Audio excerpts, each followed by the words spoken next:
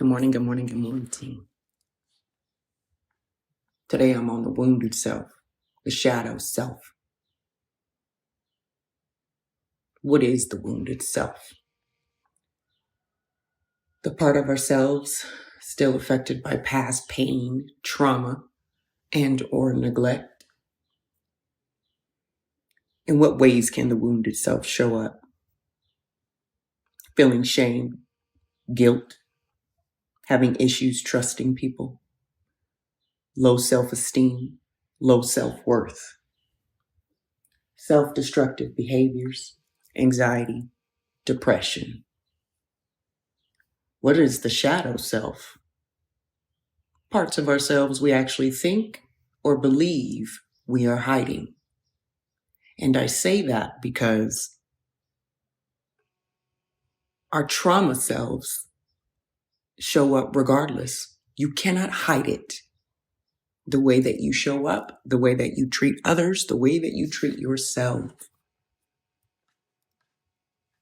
All of it internally comes out externally.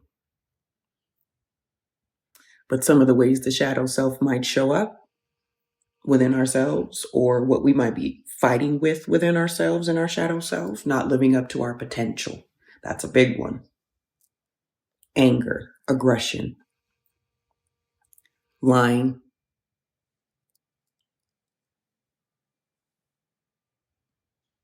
whether it's the child self, the wounded self, the shadow self, the ego. It is all self. Yes, there are different ways to approach healing and trauma healing. Different therapists have different approaches. Different traumas require different therapies, modalities. You guys got to stop getting hung up on words. It's all saying the same thing. Whether it's the child self, the wounded self, the shadow self, the ego, we're at war within with all of it, especially if you're dealing with unhealed trauma, which most people are. Most people can't even admit that they have trauma. Past experiences of pain, trauma, and or neglect can leave long-lasting impact, damage on our nervous systems. Chronic stress on the nervous system can make us feel like we are unsafe or are in danger, even when we're not.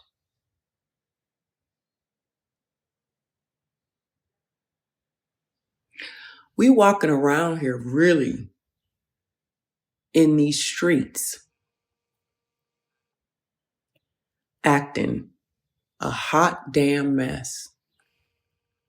Treating people we love, people we work with, people we engage with, people we communicate with. It doesn't matter.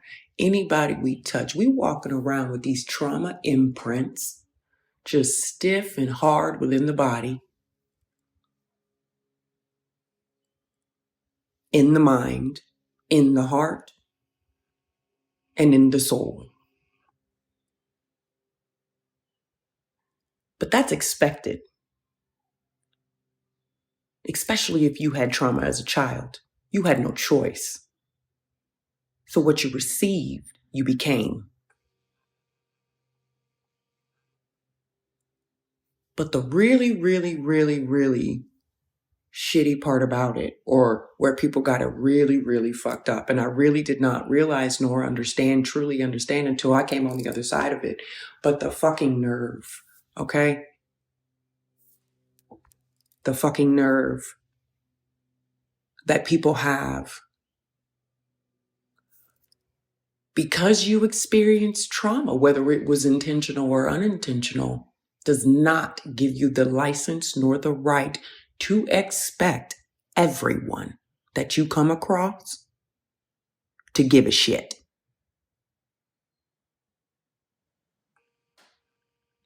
Your trauma, my trauma, is not more important than the way I show up and how I affect others. But when you in your shit, of course, that is how you feel. That is your experience. That is your trauma reality. Whatever you walking with, whatever you carrying, whatever you learned, whatever you've experienced in your lifetime is your trauma imprint. And whatever that imprint is, whatever that looks like for you, are the behaviors that come up or the behaviors that you develop to protect yourself when you were younger or whenever the trauma happened.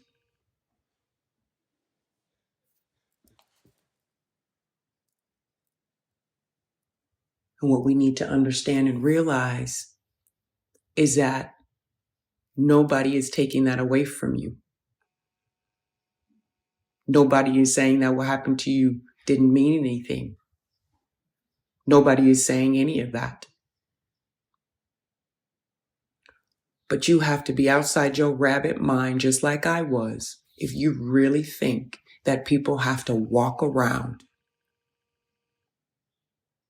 tiptoeing around our existence because we live in a consistent state of trigger. Especially if your trauma behaviors show up and have you acting nasty as fuck to people and the people around you, which is what I did. It is the imprint that I received. It is what I knew. It is how I communicated, regardless of what or how it made anybody else feel. And coming from my wounded self, I didn't care because I was hurting. And I absolutely expected everybody around me and the world to be gentle, patient, kind, understanding for the way that I showed up at work, in relationships with my friends, in relationships with my family, in the relationship with myself. I absolutely expected that shit from people, but could not do it for myself, therefore anybody else in my existence. The fuckery of that all.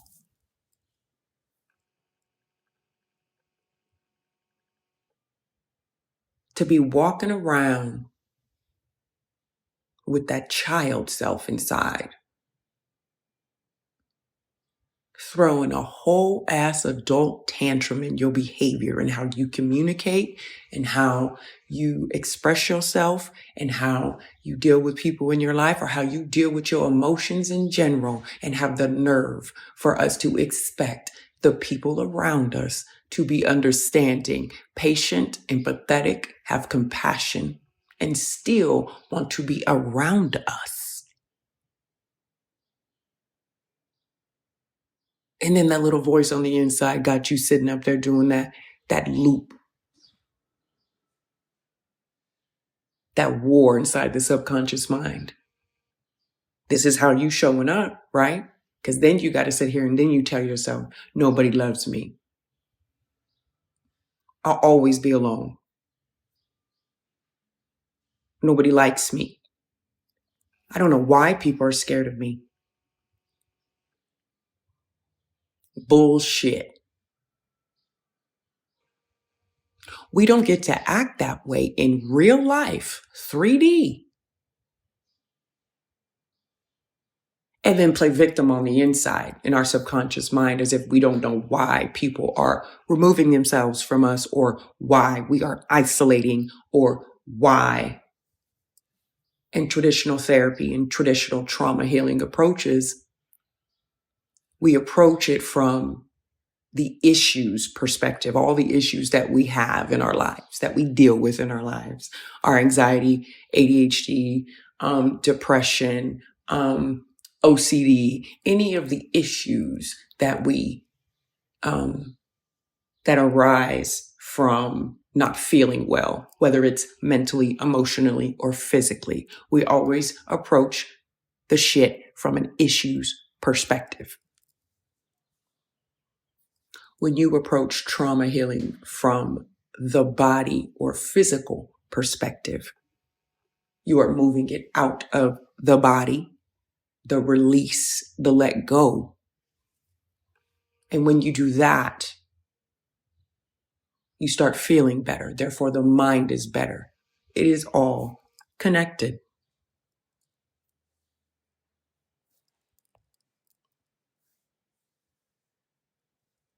But what we cannot do, we can because we do, but what we should not do is expect people to give a shit about what we went through, how it affected us.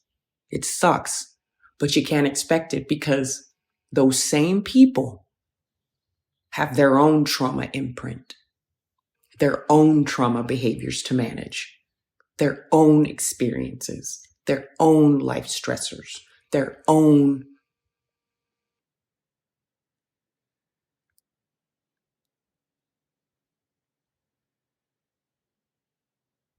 When you carrying trauma around unhealed,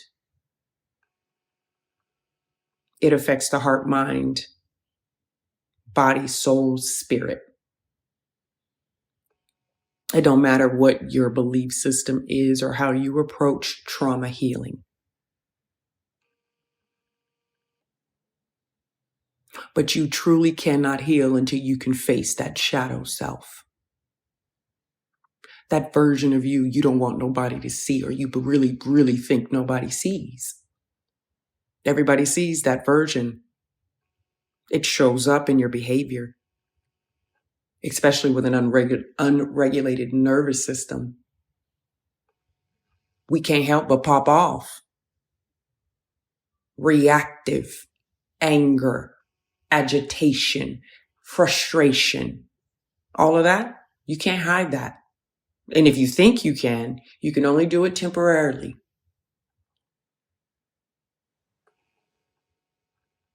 That's where the healing is. Looking in the mirror and telling yourself, you got some nerve to be out here moving the way you moving. And then at the same time, devastated that you aren't able to live the life that you want or you feel you deserve.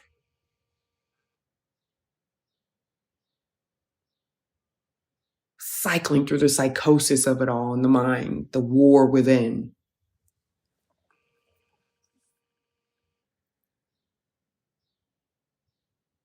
If you're an isolator, whatever your attachment style may be, if you withdraw all that time, like I did, I'm a big isolator. I really do love to be alone. But if you're an isolator, we had all that time alone. I used to spend hours upon hours. I mean, I lived alone for 41 years. All that time in my head, just a twisting and suffering and agonizing, all the things, and then living in that victim and blaming everything externally on what my life was or why it was always so damn hard, or even though I was in talk therapy for decades, still looking outward for something to blame for how I was feeling, regardless of how successful it looked like externally.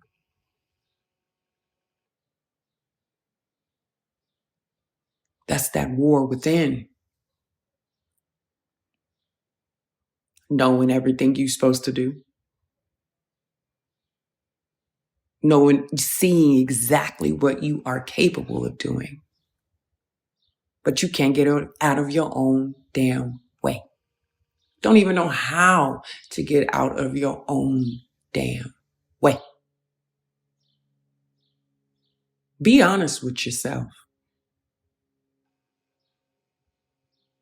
That's how you do it. You got to be honest with yourself. Admit the fucking terrible shit that you do, that you have done, that you are. Because that is not all you are. That is currently all you can see, because that is what you currently feel. But that is not all you are.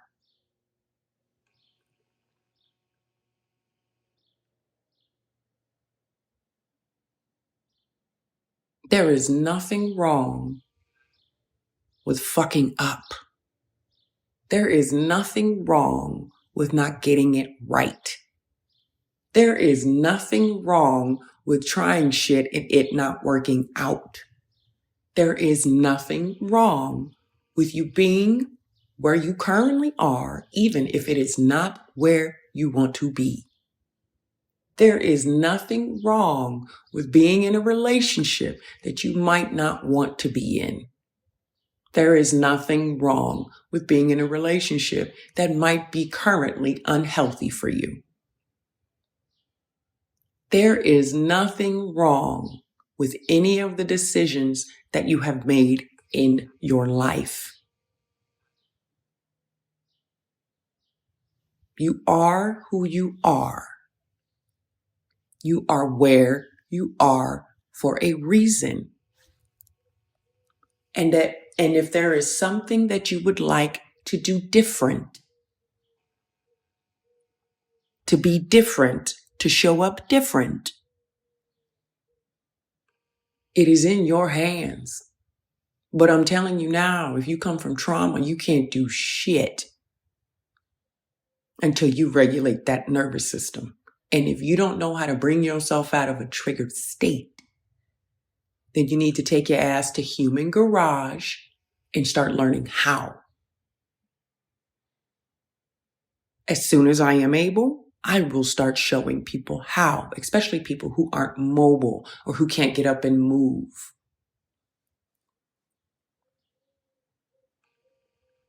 But I was an isolator, and for 11 years, the depression that held me kept me in my house, in my room, consuming toxic shit, whether it was TV, whether it was people, or food. Toxic. What you consume, you become. I didn't do anything but sleep.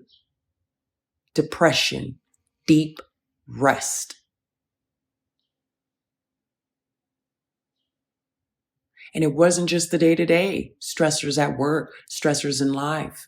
It was the shit that I was still carrying inside in my heart, mind, body, and soul to add on top of to everything else in life. And when you let go and heal, what I've learned in the past 60 days is when you actually start healing and you let that go, all that other shit in the day-to-day, all that is regular schmegular when you're able to manage your emotions. So it's not I got to heal and deal with all this and live my current 3D existence. No, it's not. Because once you're able to manage the nervous system and manage the emotions and heal or start healing, you realize that when your body, mind, heart, and soul is in a calm state, which, i.e., optimal state, that's where everything you ever wanted to feel lives. But if you've been carrying trauma since you were 4, like me, stressor after stressor, trauma imprint, adding to the imprint, then you do something like me and join the military. And then they ask us do some shit like go to war and add to the imprint and add to the imprint that touches everything within the physical body, the brain, the skeletal system, the muscular system, the nervous system, the skin, all the organs, tendons, ligaments, all of it. And you're trying to figure out why your back hurt, why you suffer from anxiety, why you have depression, why you have migraines, why you have IBS, why everything inside just hurts. Shit. Because it's all stuck in the body. And if we talking fascia, that shit turns rigid and stiff like glue, just turns just stiff and hard in the body. Nothing's moving. All your organs, all of it, it touches everything. So everything is just stuck. You know that feeling in the mind, stuck, frustrated. In your subconscious mind, you could see that version of yourself just popping, business just booming, just lit. You could see it. But your ass is frozen. Fear, fight, flight, freeze. Can't do shit. Which is 1000% expected.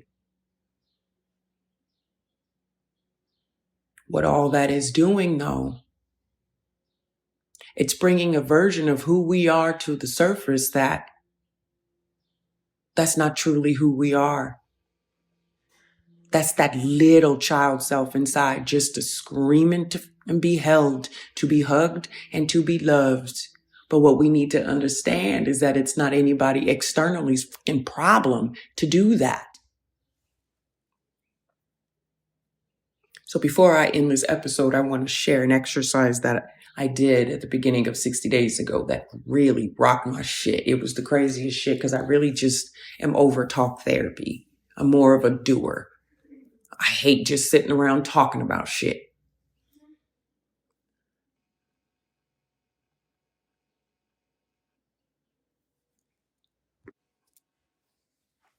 Definitely a doer.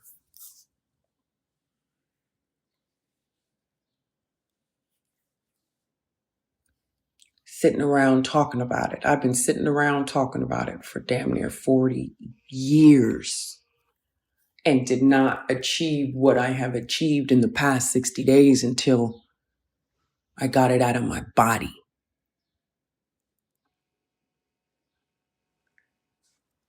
But back to this exercise. And I'm going to share with you mine. But it's an exercise to access the child self or to reach the child self or however you need or want to look at it. Imagine yourself, your child self, whatever age you choose. I choose 6. And make sure you can see yourself very clear. So my grandmother could do hair. So she chopped all my hair off at one point. So I'm about 6, 7 maybe. I got that little afro. People in my family know what that is. That little afro she had on me. And I'm wearing that little teal button-up shirt with the little black penguins on it. It's a school picture. This is what I see myself. Okay? Where I was raised in my grandmother's apartment in Santa Barbara, California. In the summertime, we had to be out the house real early. So we were gone all day. But if we were hungry or we wanted water, you had to go back to the house. My grandmother's apartment door had a mailbox where they used to drop the mail through the front door. It was like in the actual door, and the mailman would just drop it through the door. So I would come from the boys club, and the Boys and Girls Club in Santa Barbara, push the metal thing, and she would hear the creak. And she'd either, depending on where she was at that day or at that moment, she'd either be like, come on in here and get something to eat, or take your eyes back down the hill, whatever it is, Anyways, so on the outside of the door, I'm me right now, 43, and I push that mailbox, push it. I can see my grandma's ankles. She sat in the same spot on the couch, ankles crossed. The bottle of Nivea sitting right next to her because she used to want me to put lotion on her, the dry skin on her ankles and her feet. Okay? So I'm 43 on the outside of the door. I push open the mailbox. I see her sitting. I don't see her face. I just see her ankles, the position. Then, when I was younger, every Sunday, we had big Sunday dinners at my grandmother's house after church. I see everybody in my family in there. Everybody I'm connected to. This is me, 43, pushing the mailbox open. See my grandmother sitting there. See everybody I'm connected to inside that house, my childhood. I open the door, I walk in. I'm 43. I walk in. People are turning around looking at me. Family members, aunts, uncles, cousins. And I'm 43 walking through, just nodding my head at everybody. Everybody's kind of moving out of the way. And in the center is that little me, 6-year-old me with that little jacked up afro, big ass teeth. That teal shirt with the penguins on is sitting in the center, cross-legged. And I envision myself with all these little hair lines, if you will, strings attached to every single person in my grandmother's apartment. Little me in the center, everybody, my mother, sisters, brothers, cousins, uncles, aunts, great uncles, second cousins, whatever, all of them just in there. And little me, and there's these silver little hairs attached to every single person in that apartment. 43-year-old me walks through those people, and I see 6-year-old me and all those strings attached to all of those people and all of the things that happened, all the experiences, whether they were good or bad, all of the trauma, all of the disappointment, all of the terrible shit that was said. It's all in those strings. So now me at 43, though, I ain't tell y'all about my outfit. Y'all seen Woman King, Viola Davis, because I'm a warrior now. So I'm 43, I'm walking through, nodding my head at all my people, my ancestors, everybody's in there. I step up to that little 6-year-old sitting on the floor, cross-legged, head down. See all those strings. I reach behind my back and I grab my sword. And I take my sword and I slice all those strings. And all the life in the strings go out. Still attached to little me. So now big me, 43, puts my sword away, looks down at 6-year-old me. 6-year-old me looks up, grabs my little hand, grabs my 43-year-old hand, and I take that little 6-year-old Nikki's hand. Come on, baby. And I pick her up. And then I look around the room, holding 6-year-old me to all of them with love, with thanks. And I turn to my grandmother sitting there on the couch. And I tell her, don't worry, Nana. I got her now. I have her now. She is safe. And me, 43-year-old me, holding 6-year-old me, ugly ass shirt, walk out of that apartment, 550 East De La Guerre, apartment 10. Walk right out to that little courtyard area in front of my grandma's apartment. I put 6-year-old me down. I look her in the eye and I say, are you okay? She says, yes, I think so. And I say, don't worry, baby, I got you. You're going to be just all right. Don't you worry. And I grab that hand, her little 6-year-old hand, walk up those steps, and I walk right out of that courtyard. Now, I did that shit 60 days ago, and something happened. I don't know. It was like I went in there and rescued little old me. So, what I say to y'all, In a moment of silence, when you are alone, when you are feeling low, when you are feeling high, when you are feeling weak, when you are feeling happy, when you are feeling whatever you're feeling, you have a moment of privacy. I want you to attempt this exercise.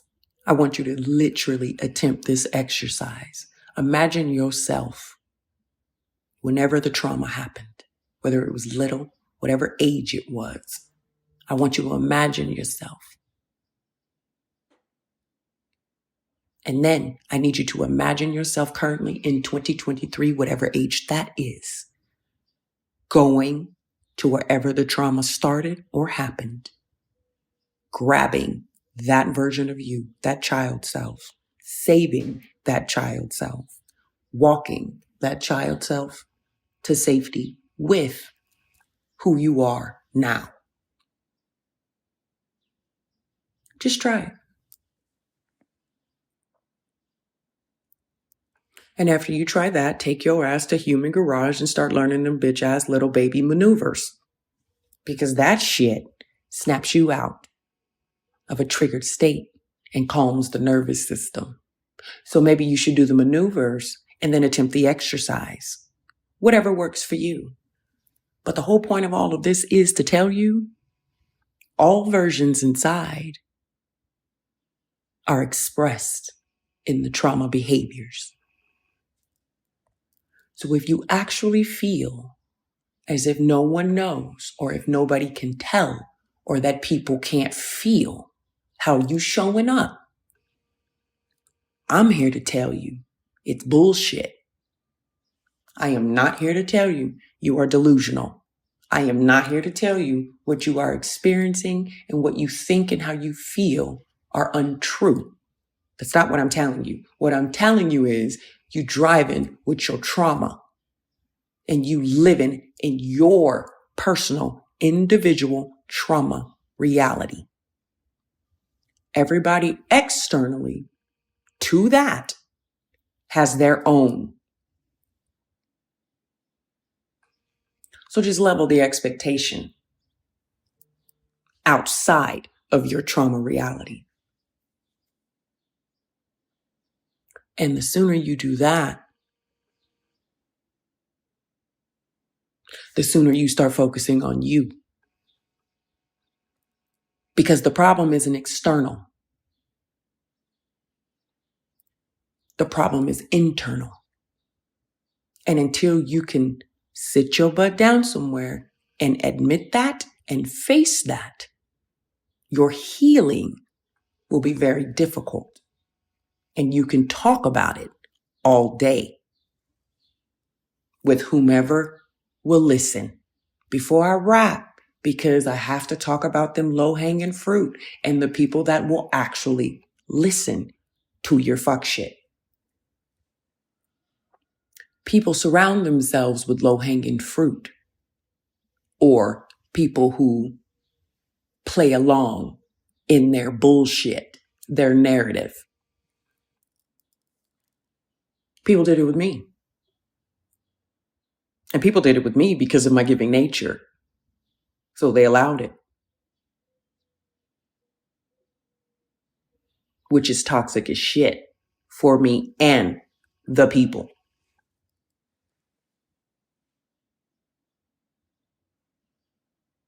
This shit isn't easy, guys. It's extremely hard to admit certain things of yourself. But at what point do you stop expecting the world or the people externally or the people closest to you? At what point do you stop expecting people to tolerate that or to deal with that or to want to live with that, and then got the nerve to be sensitive as hell? Couldn't nobody tell me shit. I'd blow up. Or I'd get really angry and I wouldn't say anything or do anything for people. Toxic. No matter how you flip it, it's toxic. But the worst part about all of it is that I genuinely expected people to be very sensitive in nature with me and understanding and patient with me, even though I couldn't do it for them. Even though I couldn't do it for myself. And outside of our trauma reality, people with balanced existences and regulated nervous systems can see the shit coming a mile away. So really, we out here looking real ridiculous, real childish, really immature, really difficult. But don't let nobody say that. When I think about it now, I crack myself up because how embarrassing. Even though I didn't have a chance, and even though my path was what it was, and all the things, when we in our wounded self and the victim mentality, find many reasons to justify or explain the way we show up, but that is bullshit in the end, because in the end, we choose how we show up and how we affect others. And if you have children, shame on you. They already gave us the trauma imprint and the blueprint. It's fucked up that we couldn't even help but do it to the children in our lives. But now is the time to do different. And the only way to do different is admitting that shit. Admitting it and stop expecting people to tolerate it or deal with it or understand it. It's not their responsibility to do that. That's all on us. So welcome to the Shadow Shed, honey. This is where the shit gonna get real.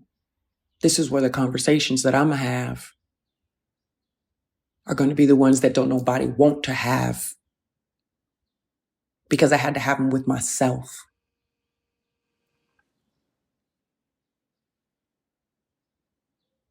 This is a hard, long road, but I promise you, it's doable. It's achievable.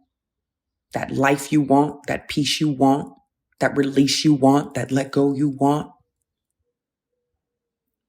But it starts with you and admitting your bullshit and how your fuck shit affects those around you.